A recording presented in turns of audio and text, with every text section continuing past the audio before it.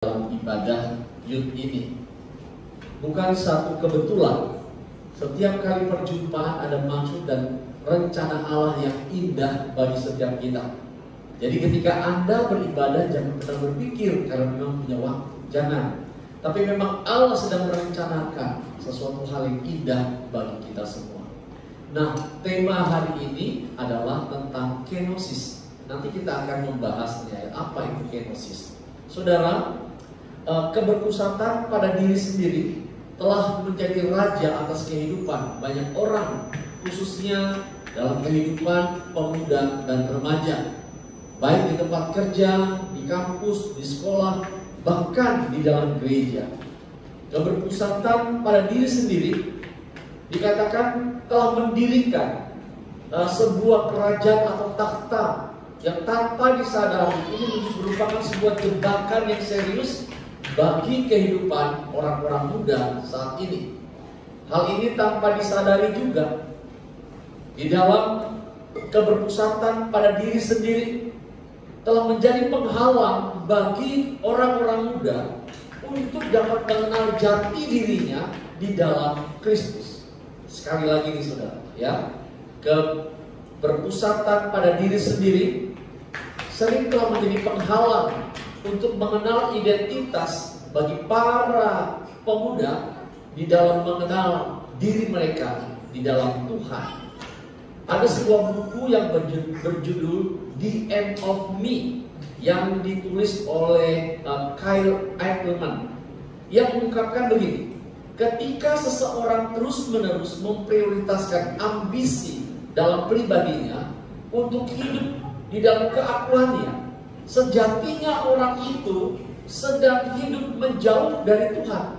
Ya, jadi sejatinya orang itu sedang hidup menjauh dari Tuhan, dan kehidupan itu yang Tuhan tidak kehendaki. Seperti kehidupan misalnya di dalam kasih, kemudian menjauh dari kerendahan hati dan tidak mempunyai kesempatan untuk melayani Tuhan di dalam kebersamaannya. Nah, saudara-saudara, kita tahu bahwa Yesus sendiri sangat menekankan hal-hal seperti ini. Hidup di dalam kasih, melayani di dalam kebersamaan, dan harus memiliki kerendahan hati. Bukankah kita tahu bahwa Yesus melakukan semua ini supaya menjadi contoh dan teladan bagi kita semua? Oleh sebab itu, sebagai orang-orang muda, kita harus waspada, harus berhati-hati, jangan berjalan mengikuti keinginan diri sendiri, tetapi berfokuslah kepada keinginan Tuhan. Ya. Nah, hari ini saudara-saudara, kita melihat satu bagian dari Filipi pasal 2. Mari kita lihat. Kita akan baca ayat 1 sampai dengan 11. Filipi pasal 2 ayat 1 sampai dengan 11. Kita akan lihat bagian ini. Baik. Kita akan baca bertanggapan ya. Saya lebih dulu, saudara-saudara yang berikut. Filipi pasal 2 ayat 1 sampai dengan 11. Oke, sudah dapat katakan amin. Ya, kasih tos dulu dong sama temennya. Kasih tos dulu supaya semangat. Nah, kita lebih lihat ya ibadah kita, tapi serius. Baik, perhatikan. Saya lebih dulu, saudara berikut. Nasihat supaya bersatu dan merendahkan diri seperti Kristus. Jadi, karena dalam Kristus ada nasihat, ada penghiburan kasih, ada persekutuan roh, dan ada kasih mesra dan belas kasihan. Yang kedua,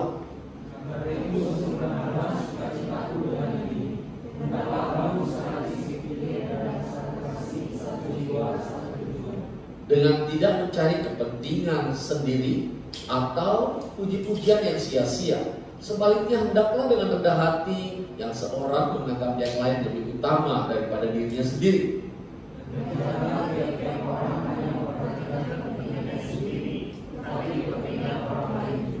Hendaklah kamu dalam hidupmu bersama menaruh pikiran dan perasaan yang terdapat juga dalam Kristus Yesus.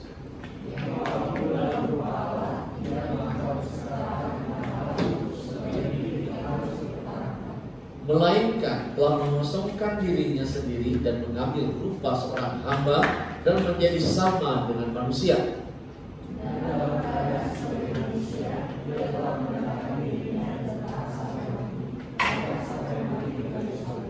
Itulah sebabnya Allah sangat meninggikan dia dan mengaruniakan kepadanya nama di atas segala nama.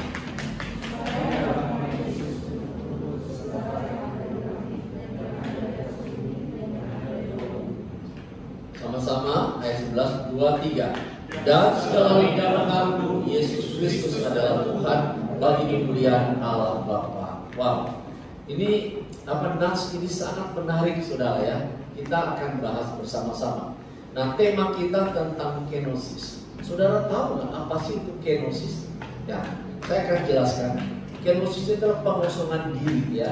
Oke, saudara-saudara, di dalam terminologi teologi Kristen, kata kenosis ini merupakan konsep yang ingin menjelaskan tentang pengosongan diri Yesus ketika ia berada di dalam dunia sebagai manusia. Sekali lagi, kenosis itu artinya sebuah konsep yang ingin menjelaskan tentang pengosongan diri Yesus. Yesus ketika ia berada di dalam dunia ini sebagai manusia. Nah, istilah ini berasal dari bahasa Yunani, yaitu namanya kenosis, yang berarti mengosongkan diri atau menjadi kosong. Yesus mengosongkan dirinya sendiri dan mengambil rupa seorang hamba dan menjadi sama dengan manusia.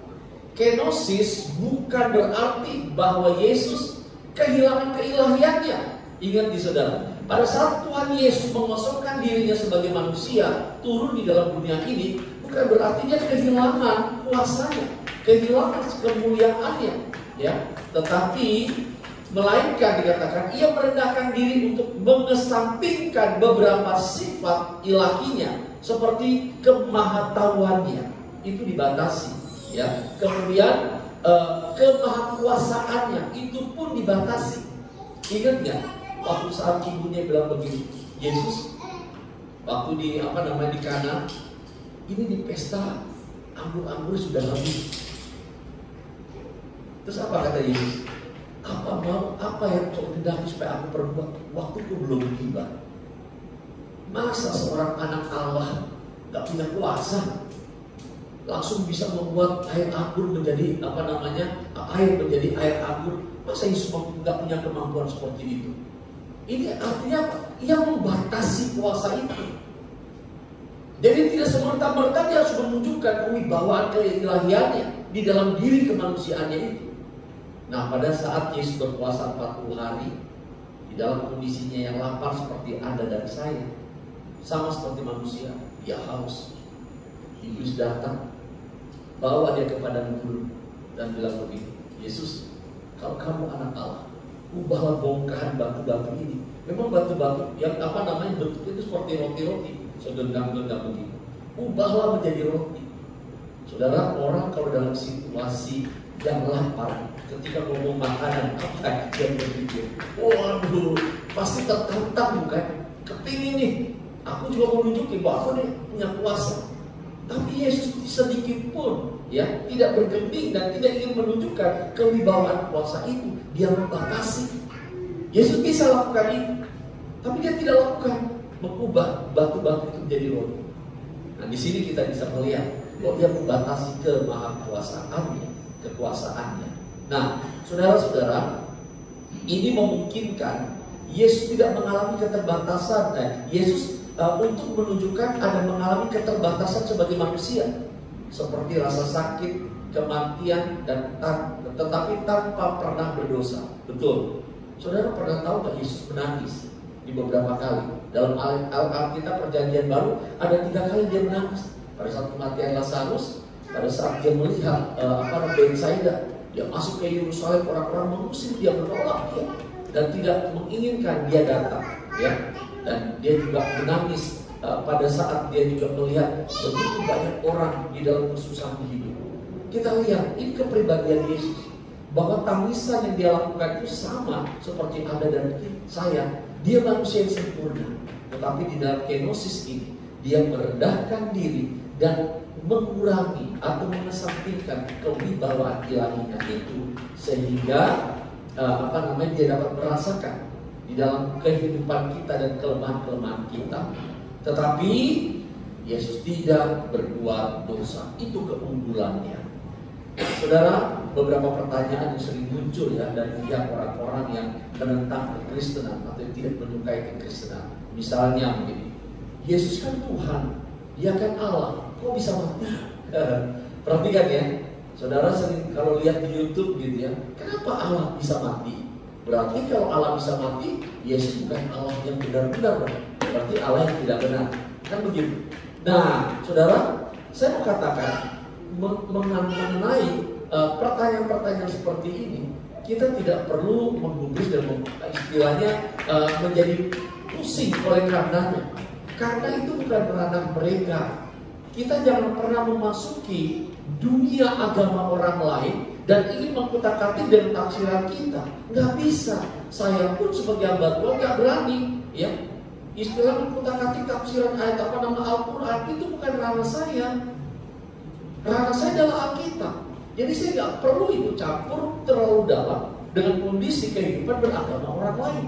Tetapi saya bisa mengajarkan hal-hal yang saya ketahui tentang kebenaran sesungguhnya. Nah, kalau mereka menyerang kekristenan dengan pola dengan tipologi begini, ini kan kalau kita bilang gini, bodoh, ngerti ya? Mereka nggak tahu pengertian kata kenosis itu, kan mereka nggak ngerti. Allah merendahkan diri dan mengurangi kewibawaannya, sehingga Dia bisa mati menjadi sama dengan kita sebagai manusia. Kalau Allah nggak bisa mati, nggak pernah ada penebusan. Nah, mereka kan nggak tahu latar belakang sejarah, bahkan juga di dalam kutipan-kutipan hal begitu. Sebab itu jangan kita menjadi panas hati. Kalau orang bilang, wah Tuhanmu tiga ya, Tuhan kami satu, wah berarti Tuhanmu itu tidak sempurna. Wah, dilecehkan. Jangan gubris. Mereka orang-orang nggak ngerti tentang tafsiran kebenaran firman, ya. Jadi kita nggak boleh terganggu dengan hal begitu. Coba kita baca Matius 24 ayat 36. Saya ingin mengajak kita belajar dulu. Ini dalam sekali, saudara, ya. Coba kita lihat Matius 24 36. Coba baca. Yang sudah dapat boleh bantu saya bacakan bagian ini. Yuk. Silakan. Matius 24 36. Silakan. Tetapi tentang hari dan saat itu tidak seorang pun yang tahu, melainkan malaikat di surga tidak, dan anak pun tidak, hanya Bapa sendiri. Nah, perhatikan. Itu berbicara tentang apa? Kedatangan Yesus, bukan? Masa Yesus nggak tahu sebagai anak Allah? Mana mungkin? Hanya Bapa, dia bilang. Ada orang bilang, wah Yesus ini berbohong. Nah, ini dosa besar nih. Yesus membohongi diri. Nah, saudara, di dalam teologi kekristenan tidaklah demikian.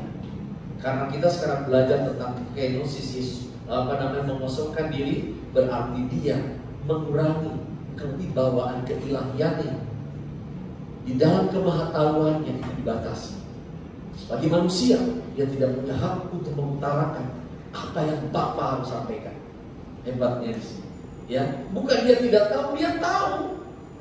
Tapi memang bukan ranah Yesus untuk menjawab itu sebagai manusia. Hanya Bapa yang tahu. Jadi bukan pembohongan publik. Yesus tidak berkata-kata dusta, tapi Dia berbicara di dalam kemanusiaan. Maka ketika saudara, saya kenapa mengajak bagian ini untuk kita diskusikan supaya nanti Anda mengerti, ya, bahwa ketika ada orang bertanya tentang hal-hal demikian, ingat kepada kenosis. Yesus mengosongkan diri sebagai manusia dan menjadi manusia sempurna, tetapi tidak pernah berbuat dosa.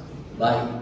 Nah, mari saudara kita akan membahas bagian ayat-ayat ini, ayat 5 sampai dengan 8, ya, supaya kita bisa memahami dengan lebih bijaksana lagi, ya. Coba perhatikan ayat yang kelima. Apa yang dikatakan di sana? Yesus bilang begini, hendaklah kamu dalam hidupmu bersama menaruh pikiran dan perasaan yang terdapat juga dalam Kristus Yesus.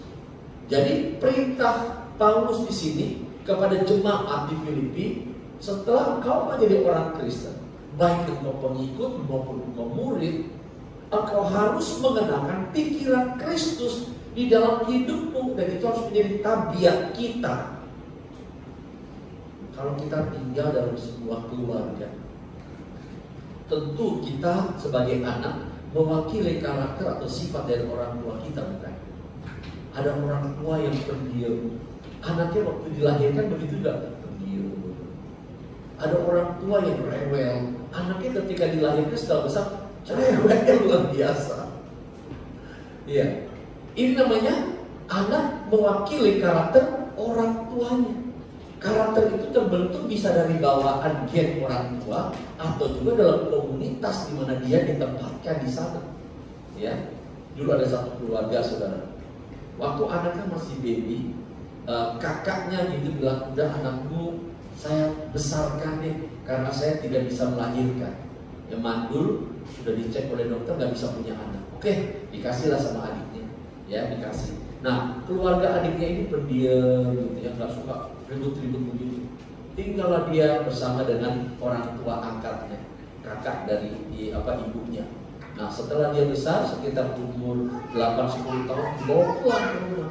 Waduh, rempongnya luar biasa. Karena keluarga kakaknya begitu orang sifatnya. Wah, artinya apa, saudara? Karakter itu dapat dibentuk dari komunitas di mana orang itu berada. Ya, nah perhatikan baik-baik. Jadi Paulus minta supaya kita sebagai orang-orang Kristen harus mempergunakan atau mengenakan pikiran dan perasaan yang terdapat juga di dalam Kristus Yesus. Seperti apa pikiran dan perasaan itu? Yaitu kasih dan kerendahan. Nah, kemudian yang ayat yang ke-6, dia bilang apa? Walaupun dalam rupa Allah, yang tidak menganggap kesetaraan dengan Allah itu sebagai milik yang harus dipertahankan. Ini hebat sekali. Saudara, kalau Anda mempunyai kedudukan atau secara material posisi hidupmu begitu baik, umumnya manusia menjadi tinggi hati. Apalagi mempergunakan barang-barang yang mahal, serba lux, mobil yang bagus dan segala sesuatu. Mungkin Anda datang ke gereja, Anda lihat-lihat dulu gerejanya itu seperti apa, ruangannya panas atau enggak, berkarpet atau tidak. Nanti kalau saya kena debu, saya bisa pilek dan sebagainya. Berpikir. Tetapi dikatakan Yesus sebagai putra Allah tidak menganggap segala itu sebagai hal yang dapat menghalangi dia untuk datang menyambut manusia, untuk menyelamatkan manusia. Dan dia menganggap kesetaraan dengan Allah itu bukan sesuatu yang harus, ya, istilah dipisahkan. Yang sering kali membuat kita dalam sebuah persekutuan, dalam komunitas, di dalam gereja, ya, seringkali terjadi percekcokan atau bentrok di antara kita karena apa? Keegoisan kita. Lu siapa sih? Gak tahu gue. Emang gak tahu, ya? Emang kamu siapa? Tahu gak posisi saya di perusahaan? Saya ini bos. Nah, seperti itu. Nah, ketika kita datang menggunakan sifat-sifat kita seperti itu, gak ketemu tuh. Di gereja pasti akan ribut terus. Di gereja pasti akan berantem terus. Suatu hari ada seorang guru sekolah minggu bilang begini, Pak Pendeta, saya mau resign, tidak mau mengajar lagi. Kaget saya, anak ini rajin. Kenapa kamu resign kalau bisa tiba-tiba? Dia bilang begini, tapi seringkali saya tidak dihargai oleh guru-guru yang lain. Saya sudah melayani dengan senang hati, tapi kayaknya tidak dihormati. Lalu kata-kata mereka juga membuat saya tersinggung, gak enak Pak. Padahal saya di rumah tuh enak banget Pak. Tinggal mau makan, kan? Bi, makan, bawain makan. Bi, minum, bawain minum. Gampang sekali. Nah, ternyata saudara-saudara, ketika kita dibesarkan dalam komunitas kehidupan keluarga yang selalu dilayani kemauan kita seperti tuan dan putri, ketika kita berada di dalam gereja tidak sama seperti Yesus, kemuliaan dan kebesaran yang dia tanggalkan untuk menjadi sama dengan manusia. Dalam ayat 7 perhatikan, melainkan ia mengosongkan dirinya dan mengambil rupa seorang hamba dan menjadi sama dengan manusia. Bahkan di dalam keadaan seperti itu dia telah merendahkan dirinya, mati di atas kayu salib. Allah yang perkasa, Bapa yang kekal, disebut dengan Raja Damai, tidak menganggap kemegahan yang dia miliki dipertahankan hanya untuk datang ke dalam dunia. Allah datang ke dalam dunia itu menjadi sebuah kehinaan bagi diri, tapi bagi manusia sebuah kehormatan yang luar biasa. Tapi Allah nggak menganggap itu kehinaan kok. Dia mau mengasihi kita. Dia berjumpa dengan setiap orang, bukan saja orang-orang yang baik, yang mempunyai reputasi atau prestasi hidup yang baik, tetapi yang buruk-buruk menjadi sahabat Tuhan. Ingat, Yesus adalah sahabat orang berdosa, kumpulan para pencemooh, para pelacur, para penjudi, ya, orang-orang yang jahat menjadi sahabat Yesus. Di mana ada Yesus, mereka mendengarkan nasihat di dalam khotbahnya. Orang-orang Farisi, ahli Taurat menjadi cemburu. Mereka bilang, kenapa dia orang suci tidak membatasi dirinya di dalam kesuciannya seperti kami? Yesus katakan apa? Apa namanya? Orang sakit membutuhkan dokter, orang sakit membutuhkan tabib. Jadi biarkan orang-orang itu datang, ya, supaya mereka mendengarkan, supaya dapat pemulihan atau penyembuhan. Nah, saudara-saudara, melalui bagian ini yang kita bicarakan ini, ya, saudara, kita coba melihat dari bagian ayat-ayat yang kita bahas ini, ada beberapa hal yang akan kita dalami, ya, agar membuat orang itu tidak hidup berfokus pada diri sendiri. Sekali lagi, ya, dari bagian firman Tuhan yang kita baca ini, mari kita belajar bersama-sama bagaimana caranya supaya orang tidak lagi berfokus di dalam hidup yang berpusat pada diri sendiri. Apa sih? Atau bagaimanakah ciri-ciri orang hidup berpusat pada diri sendiri? Ketika dia berada di dalam lingkungan kita seperti ini, lingkungan komunitas kita, dia akan selalu mencari perhatian, karena itu sudah pusat hidupnya. Dia selalu mencari sesuatu yang bisa membuat ia selalu dilihat oleh orang, diperhatikan oleh orang. Kemudian apalagi saudara, ciri-cirinya suka suka pamer. Kalau punya sesuatu, wah pamer, diupload lewat media sosial, lewat Facebook, lewat Instagram, macam-macam, supaya orang tahu bahwa saya ini seperti ini. Dan orang-orang seperti ini biasanya tidak mempunyai toleransi yang baik terhadap sesama. Ketika ada teman datang lagi ngobrol-ngobrol, menceritakan masalah teman yang lain, udahlah, jangan dibahas, itu nggak penting, nggak punya hati karena persoalan orang lain. Ini ketegangan. Kalau orang hidup hanya berpusat pada diri sendiri, seperti ini keadaannya nih. Nah, kalau kita hari ini sebagai orang-orang muda hidup berpusat pada diri sendiri, kita hanya datang ke gereja, datang dengan firman, habis ibadah pulang, gak mau tahu teman-teman yang lain. Kamu susah, kamu punya masalah, bodoh, yang penting saya aman, yang penting saya happy. Itu namanya hidup berpusat pada diri sendiri. Gak pernah tahu tentang teman-teman yang sedang terluka, yang sedang sedih, yang punya masalah. Gak tahu. Yang penting saya menjadi pusat perhatian, mendapat pujian, tepukan tangan dari orang lain. Itu tujuan saya. Kalau saya nanti memimpin jadi WL, saya suka orang puji-puji. Setelah selesai bilang, waduh luar biasa, pujianmu bagus banget ya. Oh, tadi kamu main musik bagus banget ya. Karena memang tujuan saya seperti itu, ingin menonjolkan diri, menjadi perhatian. Nah, orang yang hidup dengan pusat hidup seperti ini sangat berlawanan dengan kebenaran firman. Karena tidak menginginkan kita hidup dengan cara yang demikian. Itu namanya keangkuhan diri kita. Makanya saudara-saudara, di dalam 2 Timotius, coba kita lihat ya, 2 Timotius pasal 3, mulai di dalam ayat 1 sampai dengan 5 bilang begini. Ini keadaan manusia di akhir zaman. Ketahuilah, pada hari-hari terakhir akan datang masa sukar. Ini kehidupan manusia. Manusia akan mencintai diri sendiri dan menjadi hamba uang. Mereka akan membual, sombong, ya, menyombongkan diri. Mereka akan menjadi pemfitnah, pemberontak terhadap orang tua, dan tidak tahu berterima kasih, tidak memperdulikan agama, tidak tahu mengasihi, tidak mau berdamai, suka menjelekan orang, tidak dapat menekan diri, garang, tidak suka yang baik, suka berkhianat, tidak berpikir panjang, berlagak tahu, lebih menuruti hawa nafsu daripada menuruti Allah. Secara lahiriah mereka menjalankan ibadah mereka, tetapi pada hakikatnya mereka memungkiri kekuatannya. Terus Paulus bilang, jauhilah mereka. Orang-orang seperti ini harus dijauhi. Kalau kita tidak mempunyai iman dan kekuatan menolong mereka, kita pasti akan jatuh juga terlibat hidup seperti mereka. Nah, saudara-saudara, jadi kembali kepada bahasan kita. Jadi pada bagian ini Paulus ingin sungguh-sungguh mengajar kita agar kita menyadari dengan benar bahwa hidup dekat dengan Tuhan tidak menempatkan diri kita sebagai pusat daripada segalanya. Itu merupakan yang ideal.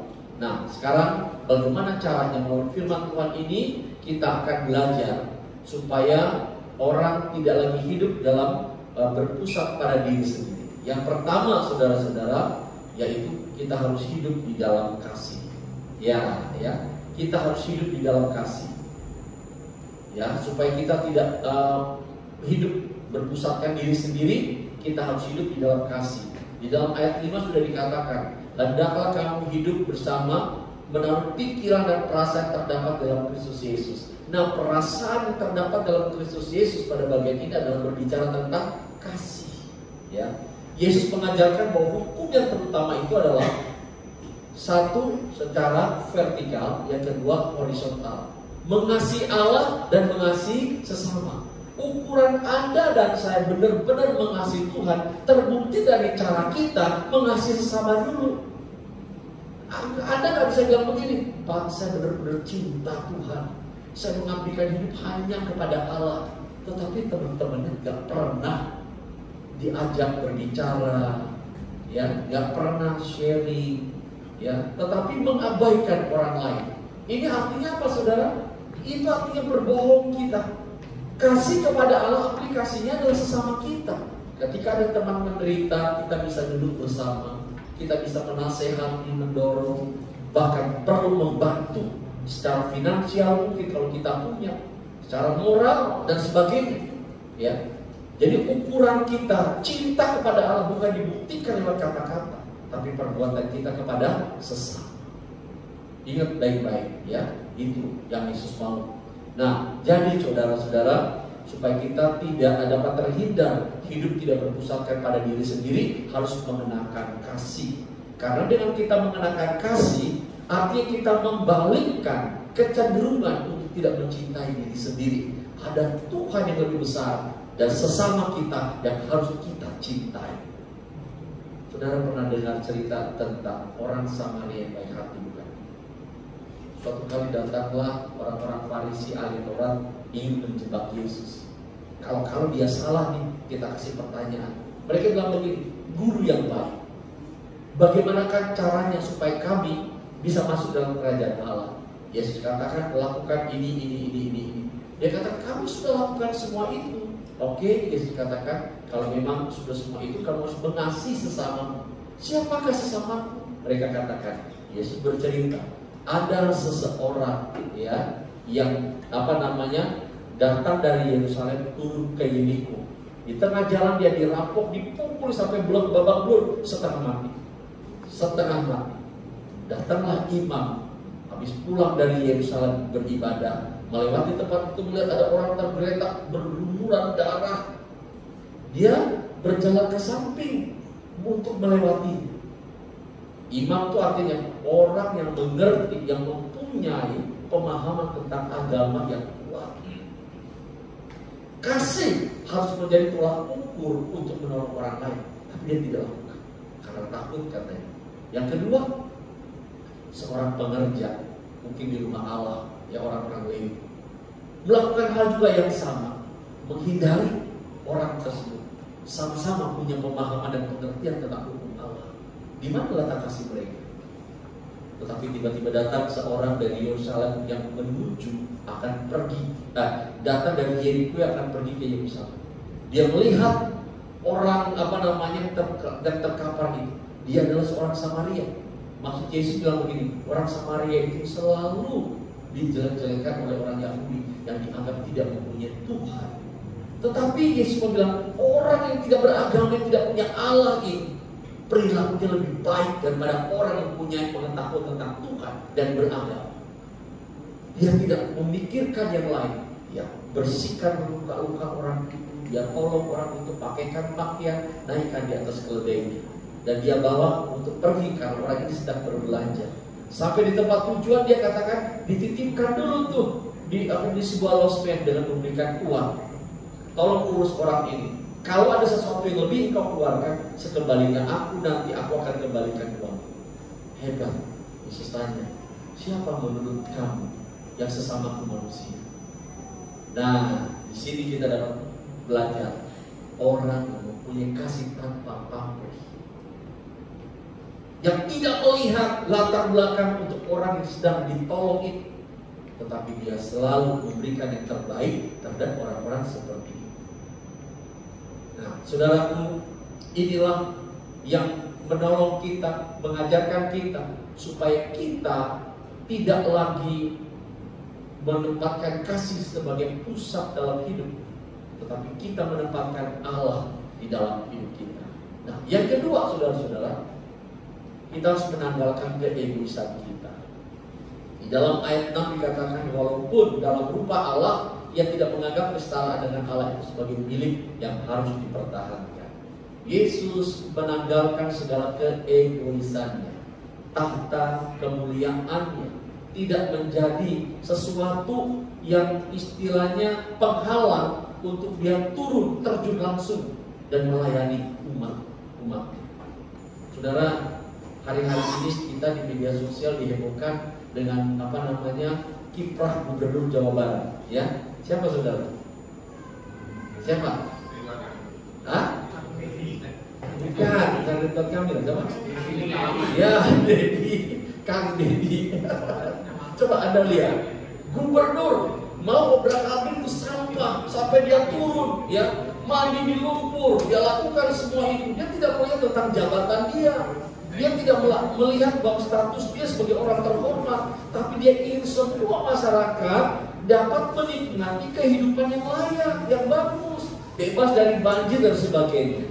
Nah, sedangkan banyak pejabat-pejabat pemerintah setingkat beliau, dalam tanda kurung, aduh, kita kan di bos, ngapain capek-capek? Perintah aja anak buah, suruh mereka turun bersih, kasih duit, selesai. Ngapain kita capek-capek harus turun ke buat bersih-bersih? Nah, perhatikan baik-baik. Sini Yesus mengajarkan kepada kita, ya, ketika kita masih menempatkan keegoisan itu mengikat diri kita, maka kita tidak bisa merendahkan diri, bahkan kita masih tetap berpusat kepada keegoan kita. Seharusnya kita tanggalkan perbedaan hidup kita di rumah, di sekolah, dan juga berada di gereja. Ada seorang pengusaha masuk ke gereja, dia punya 10 perusahaan besar. Ketika dia datang pagi-pagi, dia lihat orang butuh bantuan akan kursi. Dia buka dasinya, dia lipat baju panjangnya, dia angkat barang-barang sampai keren. Ketika jemaah pengurus dan Bapak jangan Bapak, biarkan kami saja. Dia bilang sudah tanggung, biar saya kerjakan semuanya. Hebat saudara. Ini artinya apa? Dia tidak melihat tentang status dan jabatan dia, seorang pemimpin besar. Tetapi dia tahu bahwa ketika dia berada di dalam gereja, dia siap untuk memberikan hidup, melayani sesama, dan melayani Tuhan dari segala hati dan jiwa. Itu yang Tuhan mau. Jangan kita berpusat kepada kehendak dan keinginan kita sendiri. Ya, oleh sebab itu saudara-saudara, kita harus mencontoh teladan yang baik supaya kita menjadi berkat bagi banyak orang. Supaya melalui kehidupan kita, orang bisa melihat Kristus yang nampak dalam diri kita, yang telah memulihkan kehidupan kita, sehingga mereka memuliakan Allah bukan karena memuji kita, memuliakan Allah karena perbuatan Allah nampak dalam hidup.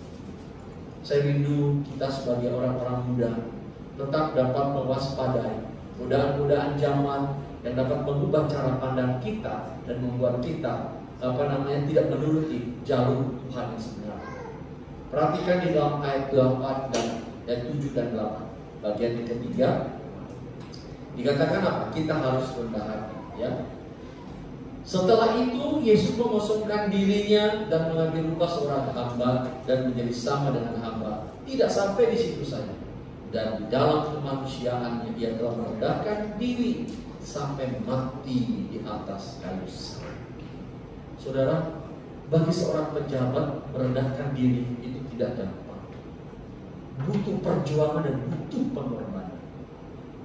Bagi kehidupan Anda dan saya selalu mungkin nyaman di tengah-tengah keluarga, ada dibesarkan dalam kehidupan keluarga yang tidak pernah kekurangan.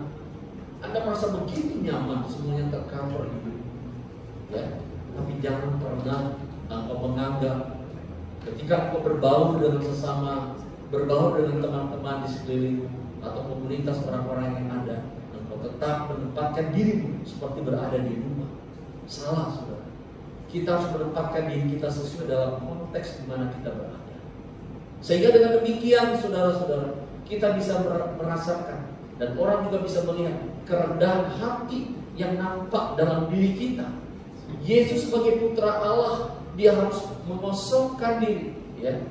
Dia menanggalkan atribut keilahiannya dan Dia tidak menggunakan itu selama Dia ada di dalam dunia ini. Ini tidak gampang. Yesus yang rela melakukan semua itu demi cintanya kepada Anda dan saya. Saudara-saudara, menjadi seorang hamba itu artinya menjadi seorang pribadi yang tidak punya hak atas hidupnya sendiri. Itu namanya hamba. Ya, saudara. Jadi pada zaman perbudakan orang-orang Roma dulu, jadi hamba atau budak itu diperjualbelikan dan ia berada di bawah kekuasaan tuannya. Hidup dan matinya itu berada di dalam wewenang tuannya. Di suku Merapi di Indonesia itu pernah waktu dulu ya, tapi sekarang sudah mulai berubah.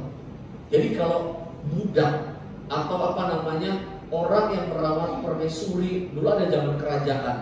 Kalau rajanya mati, orang yang merawat dia itu harus turun bareng-bareng ke liang kubur, dikubur sama-sama. Nah, ini proses itu sama dengan peristiwa sati di India, ya. Nah, jadi kalau suami mati, istri harus dibakar hidup-hidup bersama dengan suami. Anda bisa bayangkan seperti itu. Itu hamba namanya, menghambakan diri kepada suami, ya. Wow, itu mengerikan. Nah, akhirnya saudara-saudara, kita bisa melihat posisi seperti ini memang tidak gampang. Tetapi Tuhan ingin bahwa kita merendahkan diri menjadi hamba, artinya siap diperlakukan, tetapi dengan hikmat yang Allah berikan kepada kita. Jangan pernah kita takut ketika kita mungkin merasa kurang dihargai. Jangan kita kecewa dan ingin menjadi marah.